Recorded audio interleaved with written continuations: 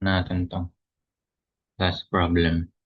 So a solid shaft, compound shaft is made of three different materials: aluminum, steel, and bronze. Subjected to two applied torques, ayan, 4 and 1.5. Determine the maximum shear stress develop in each material dito sa aluminum, steel, and sa bronze. And then find the angular rotation of the free end of the shaft. At the free end of the shaft. Given yung modulus of rigidity sa aluminum, bronze, and steel, alam na natin gagawin dyan, gagawin natin megapascal C. And itong 4, mag-sign convention tayo nang ipapositive natin. Ito na lang. Ito, positive. Positive tayo. Dito tayo mag-positive. Negative na lang natin tong isa. Okay, so 4 is pag ganon. Tama. Pag ganon. Okay, then yung ito ay opposite. Okay, so itong kakaiba lang dito is may support na siya. Kapag may support na siya, ibig sabihin lang doon, edi may magkakaroon ng torque dito. So, paano yun? Kung 4 yung paganon mo, tapos 1.5 mo is paganyan, so kulang ka pa ng ilan? 2.5, no? 4 minus 1.5. So, kulang ka pa ng 2.5 in the direction na katulad nito. So, ganyan din yung rotation dito sa fixed end. Ganun. Para mag-balance na yan sila. Kasi 2.5, value na nito ay 2.5 na to. Kapal ba masyado? 2.5 kilonewton meter. Sakto lang naman. Okay na yan. Okay. Then, 2.5 kilonewton meter plus 1.5 is 4. So, yun, parehas na sila ng root. And equilibrium na sila. Ganun lang naman yan kapag may supports. Set mo lang siya is equilibrium. Yung last time, walang support. Kaya, dapat equilibrium na talaga sila. Okay, so, tutuloy na natin yan. Ito, mag-cut na tayo dito, dito, at dito. Para makuha na natin yung torque sa bawat member. Okay, kung may 2.5 ka dito, pag nag-cut ka dyan, syempre, re-resist yan ng 2.5 din. In the direction na katulad naman neto. Okay, so pag ganun, again, in the direction na katulad neto, which is opposite neto, pag ganyan siya.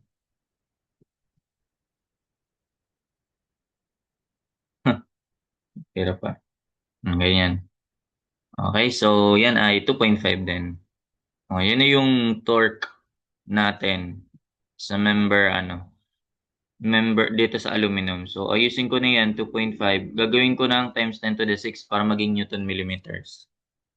Okay, and then dito naman sa steel and bronze, same lang sila kasi walang applied torque in between nila. So, ang sum nito ay, ayun. So, may 2.5 na pa ganito, 4 na pa opposite. So, kailangan mo ng 1.5 na katulad ng direction nito para mag-balance na sila. Diba? Ayun. So, kailangan mo ng ganyan na direction din. Ganon din sa steel and sa bronze, ganon din. Kasi wala namang applied torque dito eh.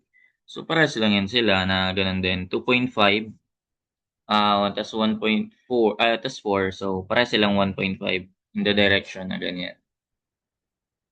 Okay, so this will be 1.5 times 10 to the 6. Tapos ito also 1.5 times 10 to the 6. Dito ko na lang ilagay kasi parehas lang naman yan sila. Ayan na. Meron ka ng torque for aluminum, tas steel, and bronze. Pag meron ka na niyan, edi masasolve na yung maximum shear stress developed in each member. Paano nga ulit yung maximum shear stress? Maximum shear stress or shear stress is simply torque times the radial, torque times the radius divided by polar moment of inertia. And then, di ba, kung gusto mo i-simplify na yan, applicable for solid shafts. So, yun yung 16t over pi d cube. Ito na lang gawin natin. 16d over pi d cube. So, ayan. Meron na tayong d. Okay? Direct sub na lang yan. So, for tau sa aluminum, di yung 16 times torque sa aluminum,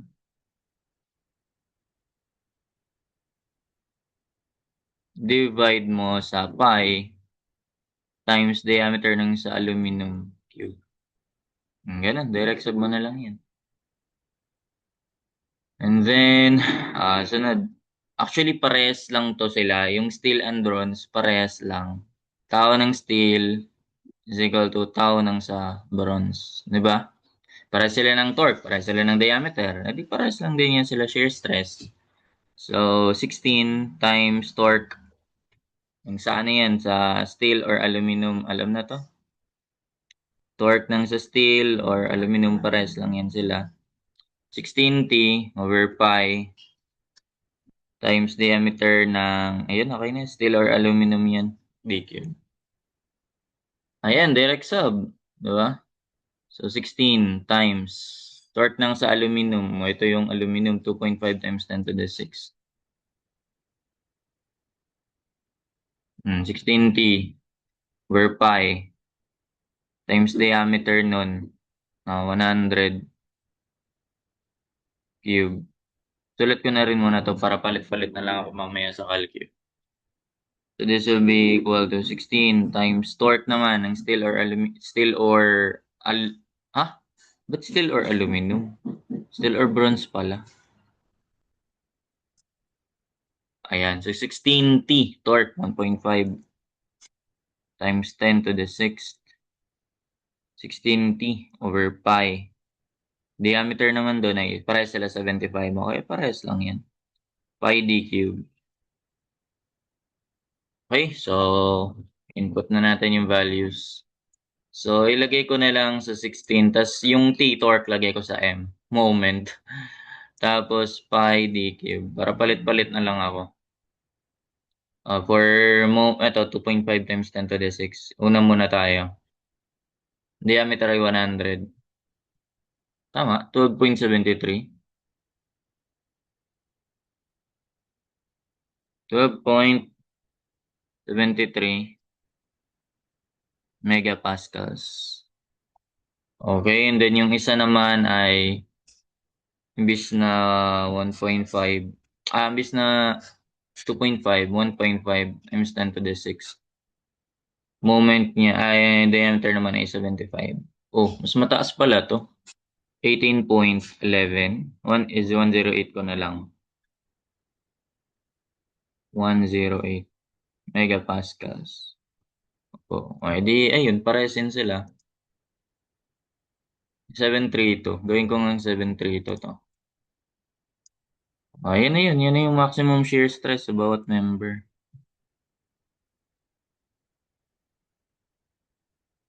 Ganun. Okay. So, check natin yan sa ginawa kong program. Ayun, 12.73 to 18. Pares. Same. And then, para sa ano naman, ito yung sa E. For sa B, angle of rotation of the free end. So, alam na gagawin dyan. So, that is theta ng, free end na lang to. Hindi ko nalalagyan ng pangalan yan. Diba? So, eto na lang, ano na lang natin, delta nung sa aluminum plus delta nung sa steel plus delta nung sa bronze. Theta pala. So, theta nung sa aluminum plus theta nung sa steel. Pero pwede mo nang lagyan ng pangalan, pero kahit wag na. Theta nung sa steel plus theta nung sa bronze. TL over JG na lang yan, di ba? Ito lang ulit yung formula. Si Tita ay true love ni Jano Gibbs. Okay. So, ayun pala, kailangan ko pala ng J. Factor out ko na lang yung same kanina. Oo, di ba? Yun na lang gawin ko. Hindi ko na siya isulat. Alam ko na yung ginawa ko dun eh. Pi over, ito ba yun? O yung pang 4. Kasi yung D ay parehas ng diameter. Dito sa pang 4 pa lang, hindi.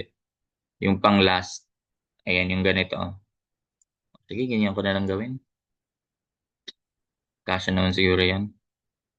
So, di ba na TL over JG? Factor out ko na yung recta ko na dito na torque. Actually, pwede nga i-factor out yung 1 times 10 to the 6 nung sa torque di ba? Torque tapos length Length din, gawin na nating naka 1,000. Para naka-meters na lang ilalagay natin. Over J, ang J ay ma-factor out natin yung pi over 32 lang. Diameter to the fourth, hindi. Yung G, hindi rin. Pero pwede natin i-factor out yung 1 times 10 to the third. Yan. Okay? So, ang gagawa natin to, ayan. So, ang gagawin natin to, torque ng sa aluminum, rekta na natin. Torque ng sa aluminum, 2.5. Pero nandito na yung times 10 to the 6, di ba? Ayun na yan. Torque times length ng sa aluminum, 3. Nandito na rin yung times 1,000 para maging millimeters. TL. Over J, pi over 32, diameter to the fourth na lang to. 1,000 to the fourth. J, tas yung G niyan is, for aluminum, yan, 28 gigapascals, nilagay ko na rito yung times 10 to the third. 28 na lang to, di ba? Mas madali siya i-type pa ganyan. Plus, actually, pala, dapat alam natin yung ito tama, positive tong ganito, di ba? Positive yung, ay wait lang, ano bang pinositive ko dito? Tama nga, yung 4. Pares. Ito yung positive natin. So, ito the rest, negative to. So, magma-minus yan sila. So, negative yung torque na gagamitin natin dun. Ayan, negative na natin yan. Okay, positive to, then ito negative. Ang critical lang naman yun sa dito sa pagkuha ng yung angle of twist. Sa shear stress, okay lang ma-carry over mo yung sign kasi iyan. Solo-solo naman yan. Dito kasi pinag-a-add mo sila lahat. So, kung nito, negative 1.5 na to. Times 10 to the 6, nandyan na. Tapos, ang length niyan, 2 meters times 1,000 para maging millimeters. Tapos, nangyari sa'yo. Ayan. Tapos, diameter, 75. Diameter to the fourth. Tapos, times mo sa length. Times mo sa GGG ng steel ay 83. Okay, so ayan din yung mag-carry over ng sign. Then ito ay still 1.5 pa rin para sa bronze. Ang length niya na ay 1.5 meters. Tapos TL over diameter, ganun pa rin, 75. Tapos ang modulus of rigidity ng bronze ay yun na yung 35. Nandito na yung natin. Finactor out na natin yung mga dapat i-factor out. So, ibig sabihin, magka-cancel lang pala talaga to. Ayun, no? So, times 10 to the 6 lang pala yung labanan dito. Diba? Ganun. So, 1 times 10 to the 6 divided by pi over 32. Tapos, multiply mo sa 2.5 times 3 divided by 100 to the fourth times yung 28 plus negative 1.5 times 2 divided by 75 to the fourth times 85. 85, 83. 83 pala. Dali ako dun. 35 pala yung isa. Plus negative 1.5 times 1.5. Tama? Divided by 75 to the fourth. And times mo sa 35. Uy, umabot. O, di ba? Kung hindi ko ginanito yan, di yan naabot.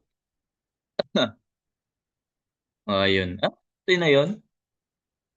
Bakit parang Sige nga, dito ko na lang ilagay. Diretso ko na lang. Ang liit naman nun. Ilan yun? Di ko siya isulat as ganyan. Negative 5.047.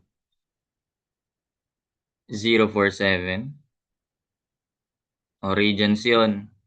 Para maging degrees, multiply mo by 180 over pi. Ang value na ito. So, ang answer is times mo by 180 over pi. Ayan, 0.289. O, negative siya. Okay lang yan. 0.289 degrees. Ganyan. Ang liit lang kasi kinontra eh. 0.289 degrees. Same ba na sa program natin? 0.289. Kasi originally kasi dito sa problem, ganito yan, parehas ng rotation yan. So, dapat positive to. Minodify lang ng prof nyo. Ayun, pag positive yan, ito dapat sagot. Yan din yung sagot sa sa problem. Ano ba ako dito? Di.